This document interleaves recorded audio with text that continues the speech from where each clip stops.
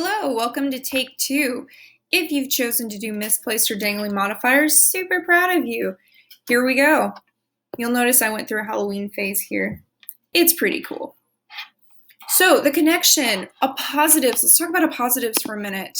I'm not going to spend too long on it because that's not what this is about. But appositives modify. So to modify something means to change it or to add detail to it. So it modifies the noun, person, place, thing, or idea, closest to them. So the example here is the leaf. It's our noun.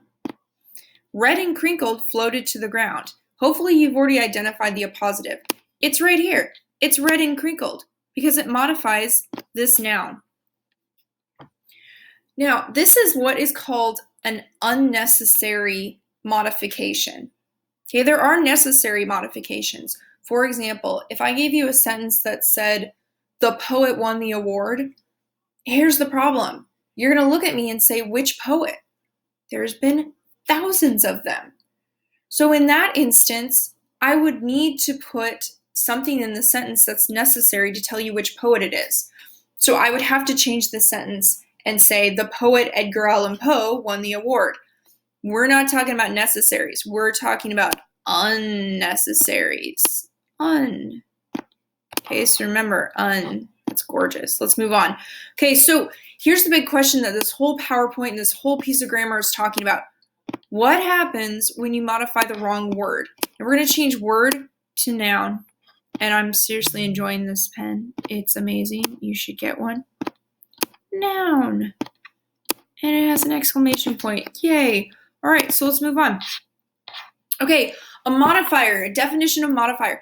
Modifiers do exactly what they sound like. They add detail or limits or changes to the meaning of another word. Now remember, I said word. We want what? All together? Noun. Okay, noun. I'm getting better and better at this.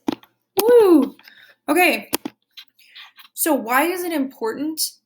Okay, let's take this example for a minute. Tiny and a little ugly, Louie's girlfriend looked down at the engagement ring being offered to her. Okay, who's tiny and ugly here? Let's read it again. Tiny and a little ugly, Louie's girlfriend looked down at the engagement ring being offered to her. Now, we live under this assumption that people always know what we're trying to say. But you're about to go to college. Think about that for a second. You don't know your professor. They don't know you. You're handing in this essay and you're like, oh, they'll get it. They'll understand it. It's cool. No, they won't. You have to be extremely clear in your writing. So here's our modification. Here's our modifier. But the problem is it goes to the closest noun. You know where it should have gone? Here. And yes, I realize what you're saying right now. It is close. No, it's not. This is the closest one in the sentence. Okay, so let's move on. All right, identifying the modifier. Modifiers are like adjectives and adverbs. So hopefully you don't need too much of a remediation on there.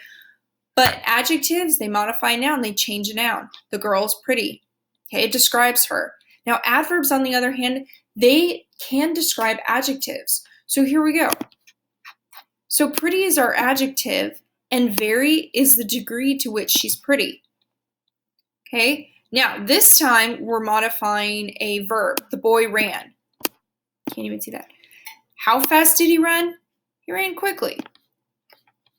All right, now that you know that, because you're awesome sauce, let's move on. So identifying misplaced modifiers. So just like adjectives and adverbs, modifiers need to be placed next to the modified noun. That's really important. They're going to cling. They're clingers, okay?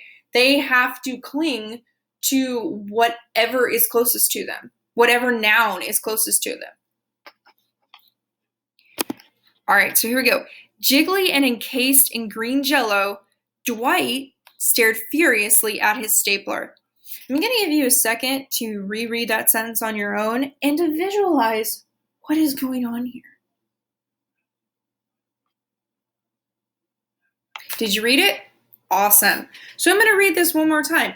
Jiggly and encased in green jello, Dwight stared furiously at his stapler. All right, see you in video 2.